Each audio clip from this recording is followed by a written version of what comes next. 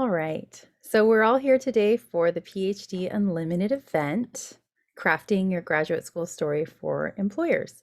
And we are really grateful to have Dr. Bethany Hopkins back to give this workshop for a second time in our series.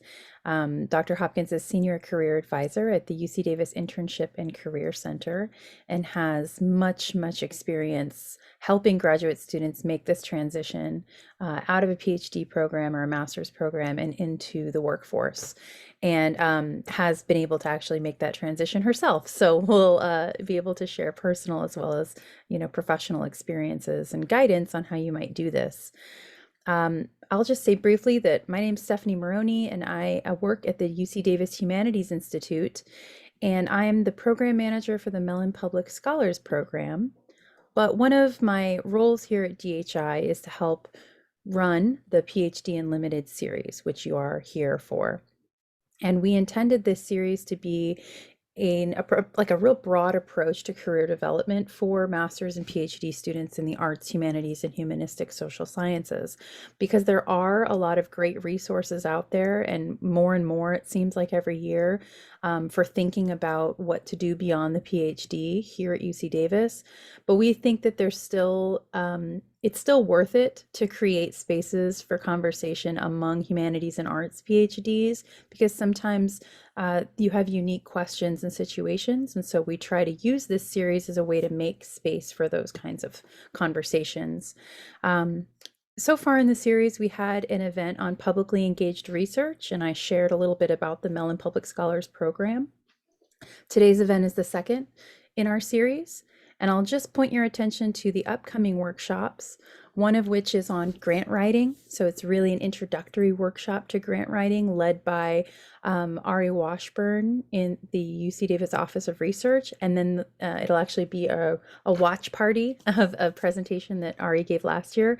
But then we'll have a live Q&A session with Meg Sparling, who has a PhD in English and now works in the Office of Research. So she can really kind of help you understand how you might get into grant writing as an arts and humanities PhD.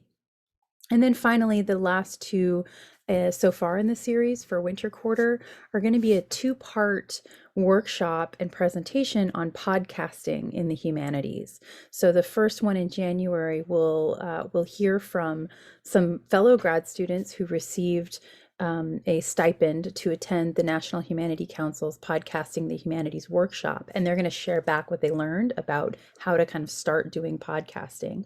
And then in February, we're going to have a hands-on workshop at the DHI with equipment that we have for you all to start to play around with, to experiment with how you might use it, and equipment that will be available to you in the future through the DHI. So thank you again for being here. I'm going to actually stop sharing my screen at this point and say a quick hello to everyone who's here. Couldn't see your faces before. And I'm going to hand it over to Dr. Hopkins, who's going to lead us through the presentation portion of the workshop, followed by a Q&A. And in the meantime, feel free to use the chat if you have questions. Take it away. Thanks, Stephanie, for that introduction, and thanks everyone for being here. I'm going to put a link to my slides in the chat, and then I'm also going to share my screen. Please let me know if the slides aren't viewable, and also let me know if the audio is cutting out at all. I have had some issues, even though I'm in a campus office right now. So just let me know in the chat. Great. So I will share my screen.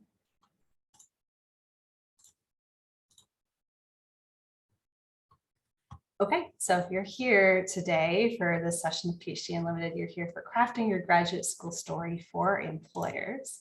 I think Stephanie went over the main housekeeping things, but just a reminder to keep muted by default unless you're asking a question. You can use the chat feature to ask questions or leave comments. I am going to ask that if you've, depending on how you access this, you may not have this, but if you can have your first and last name that are correct on Zoom for event check-in purposes, that will really help us. And then there is going to be an event survey at the end, and we really do appreciate any and all feedback that you give. So just a heads up to grab that before you leave. I'll make sure to drop that in the chat, but it's also at the end of the slide, so you have access to that right now. Okay, so here's what I'm going to go over today, some quick introduction, and then I'm going to talk about reframing your story, translating your story, prototyping your story. All this is how to craft your grad school story for employers, and then putting it all together. And then we'll transition into Q&A.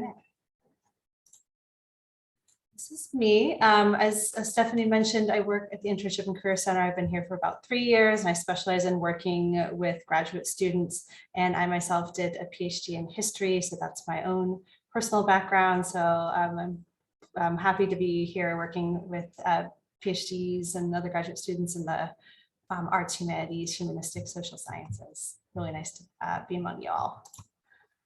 So let's start with reframing your graduate school story. If you're thinking about employers, you're going to be thinking about employers pretty broadly here, not just academic employers and positions that you might be familiar with. And I want to remind you that when you're thinking about a story, you think about an audience, and you are your own first audience. And the framework for that kind of story in academia tends to be you have very specialized, narrow focus. You really think about yourself, your story in terms of these big categories of research, teaching, and service. That framework tends to invite competition and comparison, and really tends to be preparing you primarily for one career path. But a beyond academia framework for your graduate school story would be much broader by definition.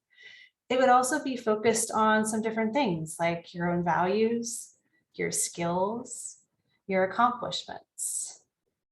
It hopefully will invite more exploration. And that can ultimately be a story for multiple career paths. So it's really it really is about framing it completely differently. So even if it's the same information about you and what you've done and things that matter to you, your research, it's going to be framed differently. And so you first want to start to do that for yourself before you can start thinking about, how do I do this for somebody else? And an exercise that I think is really helpful for this, that I did not come up with, this is adapted from Kate Wendleton and Bernard Haldane, but it's the 7 stories exercise. It's a career development exercise. It's not something you could do quickly, but I do recommend it. It's a really interesting exercise. It's one where you write down 7 enjoyable accomplishments from any time in your life. And that just means they need to be anything that you enjoyed doing and feel that you did well. So that's an enjoyable accomplishment. And these stories need to include why you enjoyed that accomplishment, like what gave you the sense of accomplishment. The purpose of this is that stories are often how we understand ourselves, and humanistic disciplines are more familiar with them often. And the more stories you have, the more you can start to identify themes about yourself that appear in multiple stories. The themes that will show you what environments where you do well, what things are really important to you, what skills you tend to be using, when you are accomplishing things, all of that. And that's actually really, really helpful information. And it sometimes is easier to identify it by starting with a very concrete story from some time in your life than it is to try to identify an abstract concept. Like the themes can come later. And an example enjoyable accomplishment, I'm just going to use my own example here. It can help you to reframe and really understand like why you enjoyed doing it and doing well at the thing that you did. So the example here might just be, maybe you just think of it as like, this is my one like CV line that I have, but I don't really think about anything in terms of anything else, except maybe this was an experience or service that I put on. So here it's a teaching assistant coordinator. It would be for me, that would be one line near the end of a CV, teaching experience or service, and it wouldn't be something I would elaborate on. But in this enjoyable accomplishment, this 7 stories reframe, I actually think about why it was an enjoyable accomplishment. So at first it was an elected position I ran for and was elected to be TA coordinator in my department as a PhD student. And it was an enjoyable accomplishment because I revamped this 10-week course. I included more about like the hidden curriculum of grad school as it relates to being a teaching assistant. I included a workshop on handling bias. I invited multiple guest speakers when I wasn't an expert in a certain area. And I was really proud of creating a more like a holistic professional development series to support new graduate students. So these are the kinds of, I could identify, if I had a more enjoyable accomplishment, I could see if some of these themes came up, if professional development, or if it's working with graduate students, like I could start to identify if there's themes to my enjoyable accomplishments. But I really encourage you to go back, not just to graduate school, but even go back further, because some of the themes for us can run really deep. And so this is, I'm going to have a few of these throughout the workshop. This is something where you don't want to forget that this workshop sparked something for you to actually do a really quick write down somewhere, type out somewhere.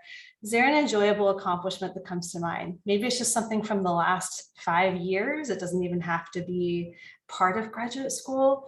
It shouldn't be something that is something you've already really thought about as an accomplishment that you're used to talking about. So if you have a publication that you're really proud of on your CV, that's wonderful. But I would encourage you here to think about something that doesn't normally get highlighted, because if you're crafting that story and it's going to be broader, you gotta think about if there's an enjoyable accomplishment that either isn't a highlight on your CV, that doesn't make it on at all, maybe something that's in the last 5 years, but then go back further. What is that for you? Maybe something comes to mind. This is a great time to jot that down, because that's really useful to know, and you can help, it helps you with this process going forward. So for each of these sections, I really like things to be kind of actionable and have ideas for how to use resources, and in what ways might be at your disposal to use them, to actually do more of this if you realize this is something from the workshop you want to follow up on. So one thing you can do on your own is to actually assess your values, because the reframe of your story and identifying enjoyable accomplishments can often highlight your values. This is a very good foundation for your story and for how you're going to tell your story. And so you can actually assess those values a few different places. I linked to Imagine PhD, the career exploration website for humanities and social science PhD students, that has a values assessment. I also linked here to the life values inventory. That's another one that's just a free resource to kind of identify your values, because those are going to come up here as you're reframing your story. With others, though, I think this is also really valuable to think about how can you start to do this with others in your life. So that might mean joining or starting a group, people who have transitioned away from an academic career path, or even used to telling that story, or who are just trying to start doing it from themselves. I listed a few here that I know have existed and have had that sort of group of folks in the past. The PhD in Humanities group, they have a LinkedIn group for open post academics. I know they have a website and an online community on Slack. So think about ways to reframe and be around others who are also open to that reframe, or who have already reframed their story and think about their grad school or their enjoyable accomplishments a little differently. And then finally, because this is geared more for an audience of UC Davis graduate students, I know we might have folks who aren't in that category here, that's fine. But I do work at the Career Center. Career exploration is a type of career advising appointment that we offer. So that might be a way to use that resource to start that reframe. But this is important. You need to do it for yourself first. That's really the first step before you can start to craft that story for anyone else.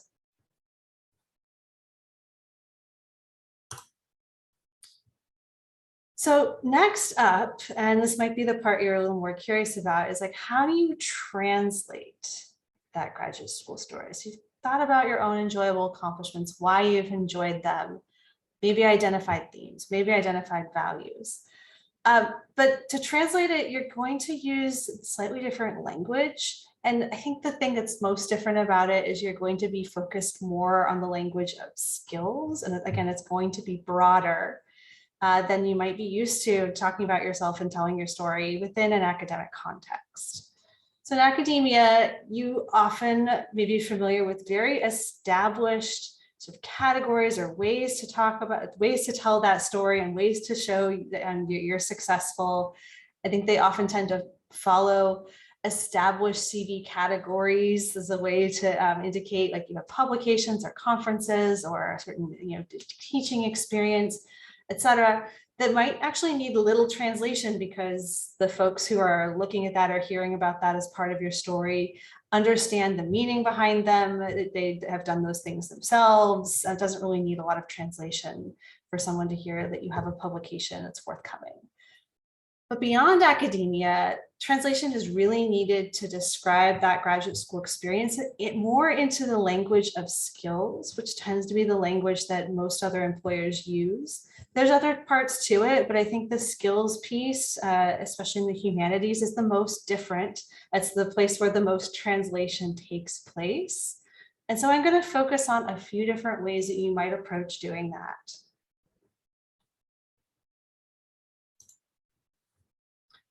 So skills are key, and skills are just anything that you do well. There's not a more complex definition of it than that. It's anything you can do well. There are things that you probably had a natural tendency to do and have continued to develop. Those are skills. There might be things that you're starting to learn how to do and want to continue to get better at that are becoming a skill for you. But a skill will just define here as anything you can do well.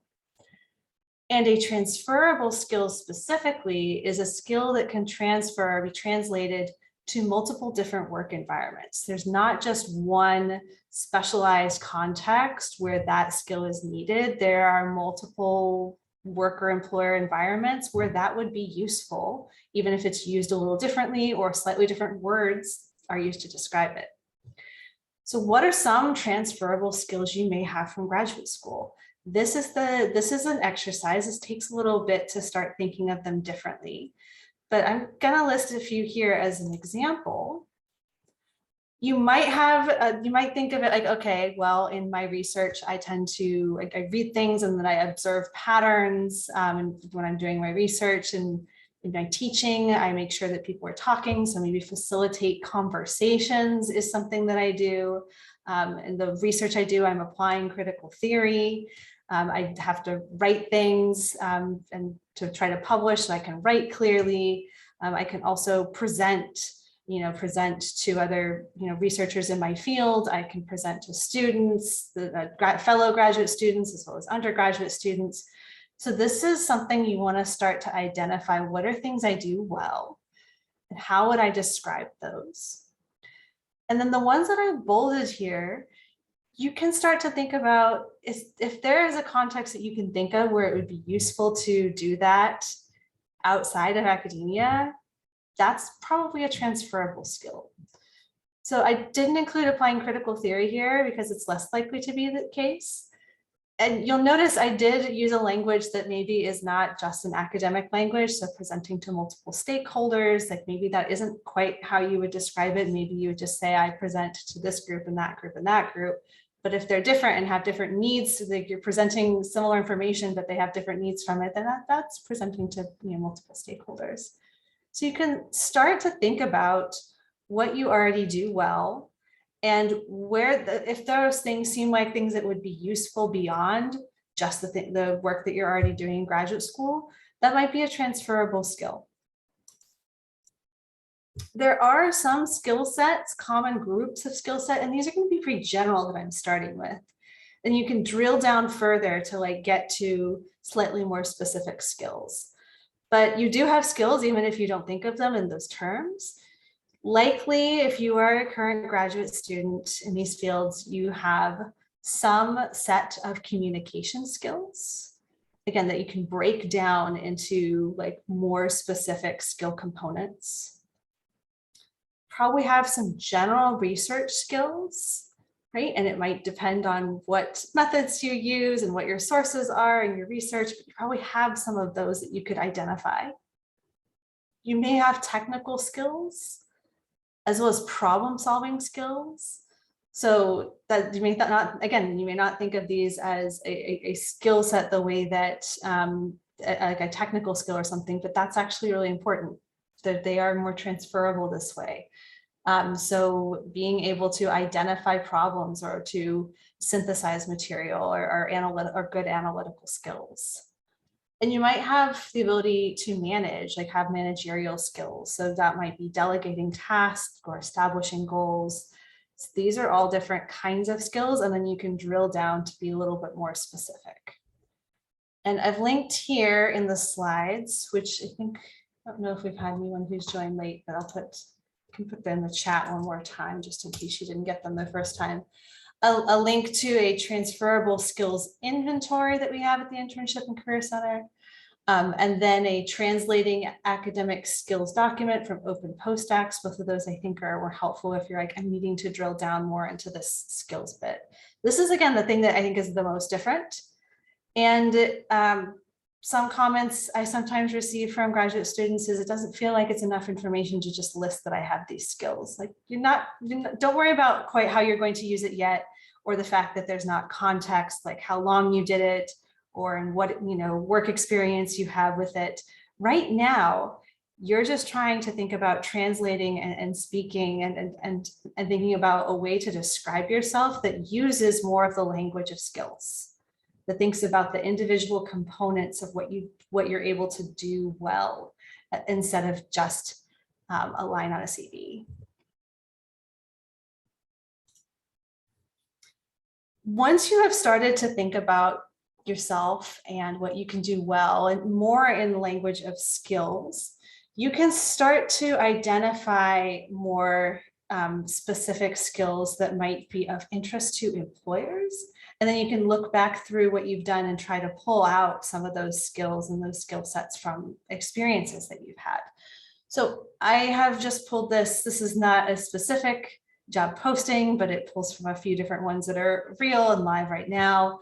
Let's say you looked at an instructional designer job posting, and you looked through to see, and really looked to see not just for X number of years of experience in a certain role, or not looking just to see the education, but really looking through the description of either what this person does or needs to be able to do, to look for the language of skills, which tend to have like an action, like a verb that you're able to do, and maybe a little bit more context, but not a whole lot more than that. And so you could go through and highlight the things you're like, I think I have done that. Even if you would describe it in different terms, that makes sense to you as like, I think that actually describes what I can do well. So in this example, it might be to include, okay, so they're looking for someone who designs active curriculum lessons and experiential learning. You're like, great, I have designed curriculum, I've designed lessons that are active. That's a skill I have. Participates in programming audit. I mean, you're not sure about that, but collaborates on content review. Even if you wouldn't call what you do review of content, you're like, I know what that means, and that's something I can do. And coordinating with the client management team, you're like, well, I know how to coordinate with people. So I think that could at least list that as a skill that I have. You might find in this that you don't know what all of these things mean, or that you would need more information to assess if you had that skill. But you would be surprised just from looking with a skills framework and mindset, how you're able to start thinking of ways you might translate what you already know you can do and do well to the kind of skills that you see are valued or needed by potential employers. So looking for the language of skills instead of looking for numbers of years of experience, education, or other things like that can be a really helpful reframe. And then you can also look through and say, okay, now I'm going to look back through, now that I'm used to this language of skills, I've seen these transferable skills inventories, or I've seen, job postings a little bit more. You can think about going back through the things that you have done in graduate school to pull out skill sets and skills from them. So my example here is, say you were a summer research fellow somewhere, and maybe you only put that as like under an award in your CV, and like the amount maybe, or who the granting institution was, right, for this summer research fellowship. But if you are thinking about translating your grad school story, you could go back through and say, what are skills that were involved? Well, there was writing involved. So there was writing of proposals specifically to get funding for this, right? Maybe the skill there was identifying information sources. What were the priorities for research in this position? Maybe you actually had to manage a budget. You had a certain amount of money that could be spent on several things, and so you managed that. Maybe that you're conducting qualitative research, so you added that in. Maybe a part of it is managing a much larger project with deadlines and what need to be done in what order. So maybe project management is a skill there. So breaking down an experience into its component skills is a skill in and of itself. But this will be so helpful to you because the more you do it, the more you are used to using this language to describe what you do and seeing the language that's used to describe jobs that are out and exist in the world, the easier it gets to see the connections, the easier it becomes to see that your story actually is a story of having a lot of useful skills within your time in graduate school. So I've been talking a lot about skills. If you have seen anything or this section has jogged your memory in terms of like, oh, I guess I hadn't thought about that as a skill, but that's something I enjoy using and I know I can do well, write it down. Write down one or maybe two skills you have from an experience in grad school. You're like, okay, I can get more specific than teaching. I can get really specific to facilitating a conversation or to developing curriculum. Like try to drill down a little bit more, but using that language of skills is a really good exercise. To follow up, if just looking through a list of skills isn't doing it for you, you might think about taking a skills assessment, answering some questions of how well you do certain things to identify lists of skills. There is one on Imagine PhD, again, in the assessment sections. You might decide, as I'm thinking about this, I need to build some skills. There's skills that there's things I enjoy doing, but I know I need to get better at it. It seems to be something that employers look for too. Like I have some time, I want to build a skill. That's great too. The Grad Pathways Micro-Credential project might be something to look into for you because it actually combines things that you can do to identify these are skills I have and specific actions and activities you can take to make sure you have those. With others, again, I think it's really good to practice a short description of what you do, practice telling that story and you tend to use more language of skills too. If you're talking to a non-specialist audience, you're not just talking to other people who are exactly in your field. You can just start to do that in general, but think about those 3-minute thesis competition or UC Grad Slam as like examples of people doing that. Even if they're talking about their research, they're talking about it for a non-specialist audience. And that's a really good way to practice including some of these languages of like what you actually do, what the skills are. And then again, at the Internship and Career Center, you can work on a resume and have more of a description of what you did and experiences that is more skills focused, that includes a skills section or describes what you have done in the language of skills.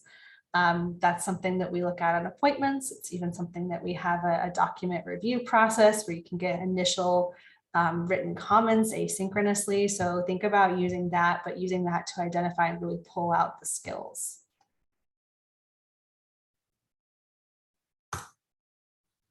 Finally, you thought about reframing the story, a different framework, enjoyable accomplishments, and then you started to get used to the language of skills.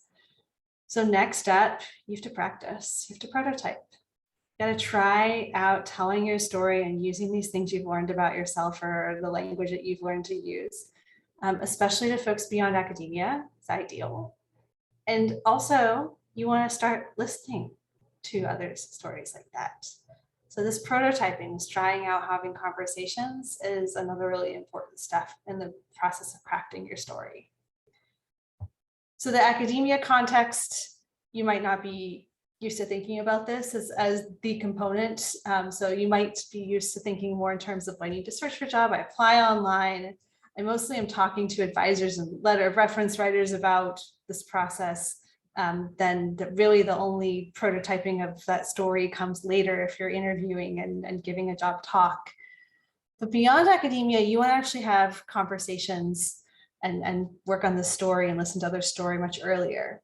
You want to have multiple career conversations, ideally, with many people, anyone from near peers to really experienced professionals. You want to do it before and during that search and not wait to try and tell that story when you're actually in an interview for a job with an employer. You don't want that to be the first time that someone is hearing your story, that you're telling it. You want to try it out ahead of that. So trying things out, this is the iterative process, multiple iterations. You wouldn't be able to just design the perfect chair the first time that you ever tried to design a chair. You'd have to try it out. You want to try it out too. So prototypes are just that. They're multiple iterations of your story. You try it out, you refine it, you hear how other people tell theirs. This often comes in the form of an elevator conversation or elevator pitch, which you may have heard of and thought of as kind of like a way to sell yourself, is often how it's described. But really, this is a short story about who you are to introduce yourself in a more professional context. And the great thing is it's a way to highlight those past experiences, to include some of those transferable skills that you've been identifying that you want to focus on including in the story, as well as your interests, the things that you know are important to you from your kind of enjoyable accomplishments. So that's a way to start trying out your own version of that story for employers beyond academia. But informational interviews, I think, are a much more entryway into that. So an informational interview, if you haven't heard this term or haven't really thought about it in a while, it's just a career conversation where you are talking to somebody who works in a job or field or an employer that interests you. There's not a set thing that you need to get out of it, but you want to have that conversation, hear their story, tell a little bit of yours. And a good way to prototype telling out your story is even just reaching out to somebody to ask for or to try to initiate a conversation. So even that is a chance to think about how you are crafting that story. And I have so this is a way to prototype too, to have iterations. And reaching out to ask for an informational interview to someone that you don't really know well yet. It's a great way to think about that. But it's also where you might have trouble. You might kind of default to past stories or not, or struggle a little bit with telling that story about yourself. So I have an example here that I think is not the most helpful way to prototype your story and to ask for this career conversation. This is the example here. I'll just read it. Hi, I'm a PhD candidate, UC Davis. My dissertation is an intersectional examination of racialized health narratives that impacted late 20th century medical practices. And I'm thinking about alt-act jobs since the market's so bad and your job sounds interesting. Do you have some time to talk about why you left academia? It's not a real example, but it has actually incorporated some of the things that I have seen that I know people have done in these sort of requests. And it's okay if you've had something like this, if you've used something like this. Again, prototyping, iterative process, you're just trying things out.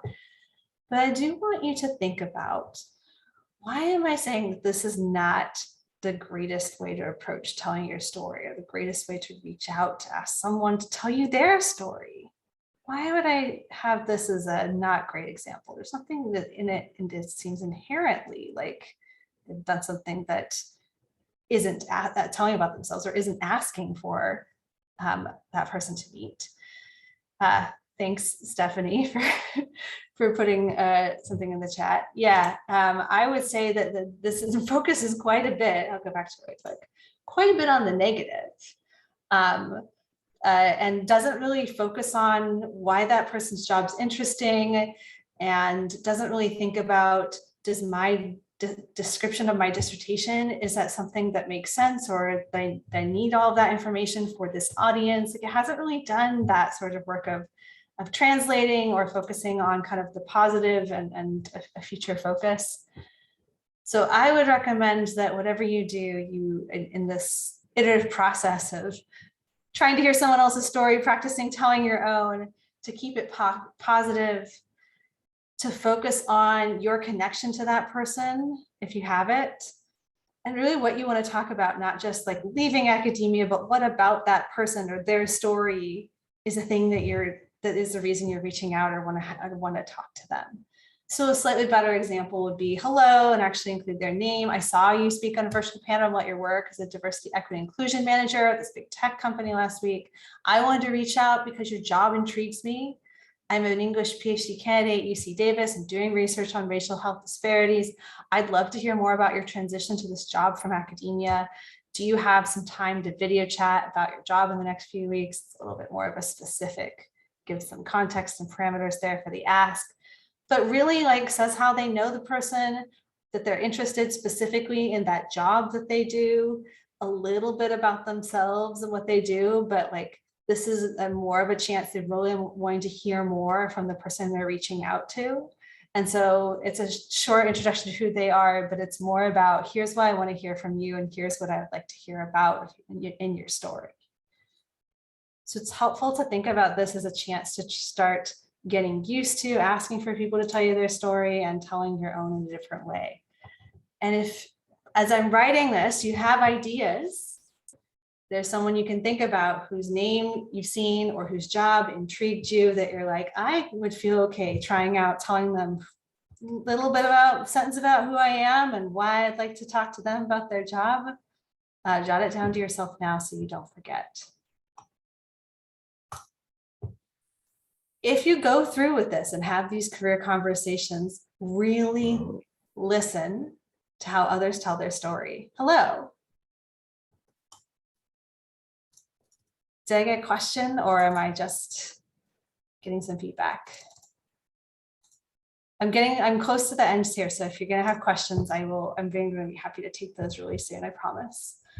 I would say this is a chance to think about asking professionals and really listening and think about what are the questions you want to ask that would help you to understand their story and how they tell it that would be helpful for you. So a few examples might be, how did you find your job? What was that application and interview process like, if that's something you really want to know? Or maybe you want to know, how is success measured for that person? It's outside of academia, maybe you're not sure, how do you know you're doing good in that job? Maybe you want to ask them about what skills do you actually need to succeed in this job? What skills do you use the most to find out which ones you have or want to build? And I like this one, something open-ended, like what is something you wish you'd known before making the transition to this career? What is something you wish that people asked you? These can be great ways to just be curious and listen to someone else tell their story. And the reason you do this is because prototyping also helps you try out building professional relationships. And employers beyond academia rely really heavily on networks to help get qualified job applicants for their jobs. It's such a critical part of that search for them. And so hearing other people tell their story and telling your story to them is going to help you also to build these professional relationships. So multiple professional relationships, even if it's just people you've done an informational interview with and kept in touch with, that becomes your network. This process does take time. It's helpful to start it early before you even know quite how you're going to use it. It's actually a great time to start having conversations and building these connections. And then honestly, referrals or shared job postings that come from these networks, from these connections, are much more likely to be a fit because they've heard your story, you know theirs, and that's more likely to be an employer that is actually interested in hearing more. And if you're thinking you're not quite sure, like I don't know exactly what sector I want to go into or what job title, that can come later. It really can. Like this is the beginning of the process, is the story part. But it can help you to think about what problems you like to solve, challenges you enjoy, or environments where you thrive, and then build relationships in that direction. Prototype telling your story and hearing stories from people in the direction that aligns, that feels like that would be something that you would want to hear more about and share more with those people. So I'm about to wrap up here. Again, ways to follow up on your own. Attend career panels, go to networking events, virtual or not, listen to other people tell their stories. If you're wanting to see when those things are, ways that you could connect employers, We have a newsletter for grad students here at the ICC with upcoming event postings and jobs. It's a good way to see what's up and see if there's any of those coming up. You can do it with others. You can set up your own informational interview with someone whose job interests you just to try it out, even if you're not sure you want to go in that direction or not quite actively doing that yet. I put a link there to the Humanities Commons All-Tech Support Network because there are lists of people who are like open to that there. And then at the Internship and Career Center, this is the least commonly requested type of appointment, I think, but it's actually so helpful for people. Like you can schedule career advising and just say, I want to network better. I want to build my network. I want to figure out who I want to talk to. And that's something we can help you with. So finally, putting it all together, this is like, especially for those folks who are more actively in this process, like you're crafting your grad school story for employers because you're expecting to use that right now or very soon. When you see or hear about a job beyond academia you want to apply for, you want to put all these things together and think about that story framework. So read that job posting carefully, thinking about what is this employer's story really? And what skills especially are they seeking? Looking for that language of skills. That's where the translation often happens. Then it's a good chance to reflect on your own reframed story and ask, does this job align with my values? Does it seem like the accomplishments I've enjoyed, like I can see how I would find ways to do that in this kind of a job, not necessarily going by title or employer, but like looking at it holistically. Recall any prototyping conversations that you've had and think about what did you learn from practicing telling your story? What have you seen when you've heard the stories of others that seem to work really well as a way to tell about who they were and what they can offer? And then when you are actually applying, when you're revising that application, highlight those transferable skills and highlight any accomplishments that you have, how your actions or your skills led to you being successful in something, essentially getting a result or having a good outcome from it. And craft tailored documents, typically a resume and cover letter, that really focus on that. That instead of thinking about trying to put everything you've ever done, highlight the transferable skills, emphasize the accomplishments, and think about that as the way that you are telling your story. At this point, I want to make sure I haven't forgotten to take questions. I will keep these links up here, but the main one I want to make sure to put in the chat here. Hello. So I want to take questions, answers, but before I get fully into doing that, as I stop that, it is if you have to go in a little bit, and I'm not going to stay for all the questions and answers. Please save this link and fill out a survey. It would really help us to know if this is actually useful to you and if we need to, if I need to make changes or change the time on things. So please save that, and then happy to do it with chat or Stephanie, however you want to do it. Like something that came up that's more specific to you. I'm here to take some questions.